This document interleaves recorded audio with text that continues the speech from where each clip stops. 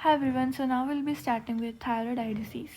तो thyroid eye disease में तीन चीज़ें आती है, लिड रिट्रैक्शन, लिड लैग और प्रप्टोसिस। तो हमें ये तीन याद रखनी है, LRP, लैग, रिट्रैक्शन और प्रप्टोसिस।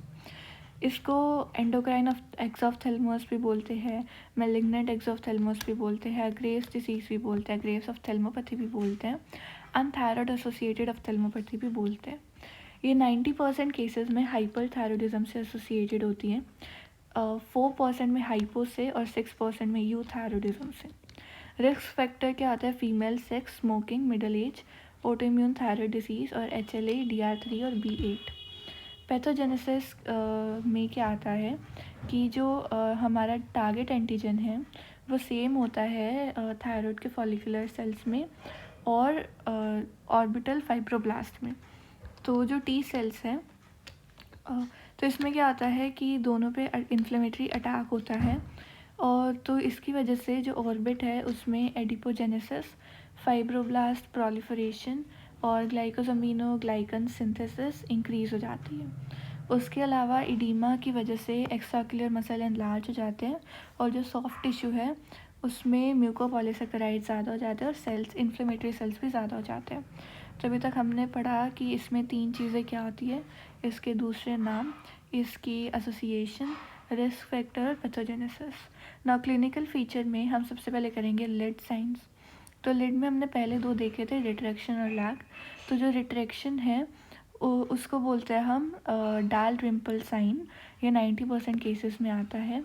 और जो लिड लैग है उसको बोलते हैं वोन ग्रेफिस साइन। तो उसके अलावा फुलनेस ऑफ आईलिड्स होती है क्योंकि स्वेलिंग होगी।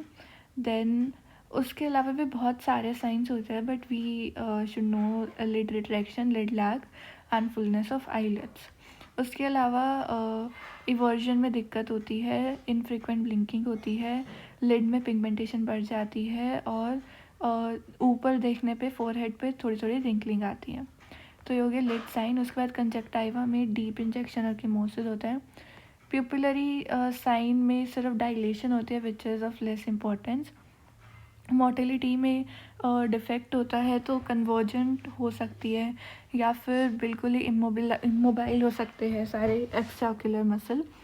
तो इसमें क्या होता है, इसमें रिस्ट्रिक्टिव ऑक्यूलर मायोपैथी होती है। तो फिर आते हैं हम एक्सोफ्थेल्मस पे। एक्सोफ्थेल्मस सेकेंड मोस्ट और क्लासिकल साइन होता है, सबसे पहले था लिड लैग। तो इसमें क्या है, हम बाइलेटरल होता है और सिमेट्रिकल होता है, यूनिलेटरल भी हो सकता है, लेकिन मोस्ट कॉमन इज बाइलेटरल और सिमेट्रिकल। फिर एक्सपोजर केराटाइटिस हो सकता है, जिसमें फॉरेन बॉडी सेंसेशन होगी, लेक्रिमेशन होगा, फोटोफोबिया होगा। फिर ऑप्टिक न्यूरोपैथी भी हो सकती है।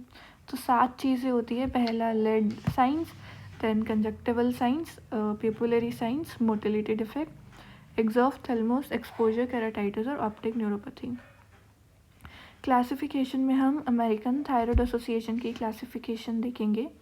तो इरिस्पेक्टिव हार्मोनल स्टेटस, इसको 6 क्लासेस में डिवाइड किया है, जिसको हम कहते हैं नो स्पेक्स। तो क्लास 0 में एन से नो साइंस और सिम्टम्स, ओ से ओनली साइंस नो सिम्टम्स, जैसे कि लिड रिट्रैक्शन और लिड लैग और प्रोप्टोसिस। क्लास 2 में एस से सॉफ्ट टिश्यू इन्वॉल्वमेंट, तो इसमें लेक्रिमेशन, फोटोफोबिया, स्वेलिंग वगैरह आएगा। क्लास 3 में पी से प्रोप्टोसिस। क्लास 4 में ई से एक्स्ट्राक्युलर मसल्स की इन्वॉल्वमेंट। क्लास 5 में सी से कॉर्नियल इन्वॉल्वमेंट। क्लास 6 में एस से साइट लॉस। तो यही हमारी इंपॉर्टेंट क्लासिफिकेशन होती है। उसके अलावा एक ह्यूगोगो क्लासिफिकेशन भी होती है, जो सिवियरिटी को बताती है। तो it can be mild, moderate to severe या फिर साइट थ्रेटनिंग।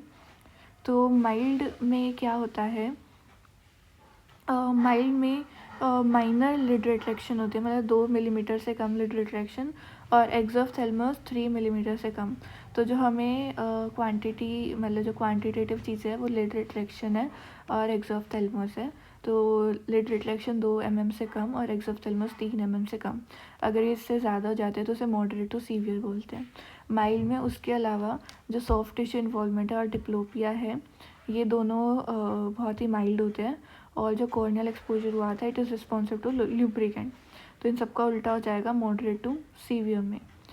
ठीक है। उसके अलावा आता है साइट थ्रेटनिंग, जिसमें कि ऑप्टिक नर्व इन्वॉल्व है, तो ऑप्टिक न्यूरोपैथी होती है, कॉर्नियल ब्रेकडाउन जाता है। उसके अलावा विजुअल डार्कनिंग हो जाती है, तो इसमें हमें इमीडिएट इंटरवेंशन करनी पड़ती है। ओके, तो as a rule of thumb क्या है कि अगर साइट थ्रेटनिंग नहीं है तो mostly moderate to severe presentation ही होती है। क्लिनिकल कोर्स क्या है, 1 से 5 साल तक रहता है, स्मोकर्स में ज़्यादा होता है, सेल्फ लिमिटिंग होता है। 2 फेज़ होता है, एक्टिव फेज़ और इनएक्टिव फेज़।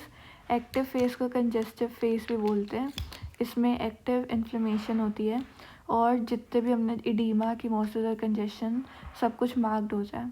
फिर आता है इनएक्टिव फेज़, जिसे फाइब्रोटिक या फिर क्विजेंट फेज़ भी बोलते हैं। इसमें आईज आर वाइट लेकिन पेनलेस मोटिलिटी डिफेक्ट हो सकता है। फिर है डायग्नोसिस, तो डायग्नोसिस हम हिस्ट्री और क्लिनिकल फीचर्स से ही कर लेते हैं, लेकिन अगर यूनिलेटरल प्रोप्टोसिस है तो हमें उसे बाकी कोर्स से डिफ्रेंशिएट करना चाहिए, वो हमने प्रोप्टोसिस की वीडियो में देखे थे। इन्वेस्टिगेशन में thyroid function test, then auto antibody assay, ultrasonography और सिटी स्कैन हम करवाते हैं, एमआरआई भी करवा सकते हैं। मैनेजमेंट में क्या है, मैनेजमेंट में पीरियोडिक क्लिनिकल वर्कअप, फिर नॉन सर्जिकल मेजर्स होते हैं और सर्जिकल मेजर्स होते हैं। पीरियोडिक क्लिनिकल वर्कअप में हम एक क्लिनिकल एक्टिविटी स्कोर निकालते हैं, तो हर एक मतलब 10 फीचर होते हैं और हर एक फ़ीचर का एक स्कोर होता है, तो उससे हम टोटल स्कोर निकाल लेते हैं। तो 10 स्कोर याद करने के अलावा हम मतलब 4 कैटेगरीज याद कर सकते हैं, which is pain, redness, swelling और लॉस ऑफ फंक्शन। ठीक है, पेन, रेडनेस, स्वेलिंग और लॉस ऑफ फंक्शन, तो इन सब में आगे मतलब सब टाइप्स होते हैं। तो पेन कैन बी रेट्रोबल्बार या फिर on ocular movement. Redness lids या कंजक्टाइवा की हो सकती है। स्वेलिंग लिड्स कंजक्टाइवा की हो सकती है, उसके अलावा कैरंकल की हो सकती है और प्रोप्टोसिस हो सकती है। लॉस ऑफ फंक्शन में आई मूवमेंट और विजन डिक्रीज हो सकता है। तो ये था हमारा क्लिनिकल एक्टिविटी स्कोर। उसके अलावा हम ऑक्यूलर मोटिलिटी का वर्कअप करते हैं। नॉन सर्जिकल में स्मोकिंग सेसेशन और रात को हेड एलिवेशन और कोल्ड कंप्रेशन, फिर लुब्रिकेटिंग ड्रॉप्स और रात को आईलेट टैपिंग। उसके अलावा हम काफ़ी सारी चीज़ें कर सकते हैं, कोई आई ड्रॉप्स होते हैं, गुआनाथीन आई ड्रॉप्स, स्टेरॉइड्स दे सकते हैं, रेडियोथेरेपी कर सकते हैं, कंबाइन थेरेपी कर सकते हैं। देन सर्जिकल मैनेजमेंट क्या है, एक्टिव फेस में हम अगर ऑप्टिक न्यूरोपैथी हो रही है या फिर केराटाइटिस हो रही है और वो स्टेरॉइड को रिस्पॉन्ड नहीं कर रहे तो हम ऑर्बिटल डीकम्प्रेशन कर सकते हैं। और जो हमारा क्विजेंट फेस था, जो बर्नआउट फेस था या इनएक्टिव फेस था, उसमें हम फंक्शन और कॉस्मेटिकली इम्प्रूव करने के लिए सर्जिकल मैनेजमेंट कर सकते हैं। तो this was all about thyroid eye disease. तो रिवाइजिंग इट, सबसे पहले हमने देखा था कि इसमें 3 चेंजेस कौन से होते हैं main, then etiopathogenesis, then risk factor, then pathogenesis, then clinical profile में 9 चीज़ें थी। लेट साइन थे, कंजक्टिवल थे, प्यूपिलरी, मोटिलिटी, एक्सोफ्थेल्मस, केराटाइटिस और न्यूरोपैथी, तो 7 थे। क्लासिफिकेशन में ATA क्लासिफिकेशन जिसमें नो स्पेक्स थी, फिर यूगोगो क्लासिफिकेशन जिसमें माइल्ड, मॉडरेट टू सीवियर और साइट थ्रेटनिंग था। उसके बाद क्लिनिकल कोर्स में 2 फेज थे, एक्टिव इनएक्टिव। डायग्नोसिस में क्लिनिकल था, इन्वेस्टिगेशन थी। मैनेजमेंट में पीरियोडिक वर्कअप जिसमें क्लिनिकल एक्टिव स्कोर था, देन नॉन सर्जिकल मेजर्स और surgical management. So that was all about thyroid eye disease.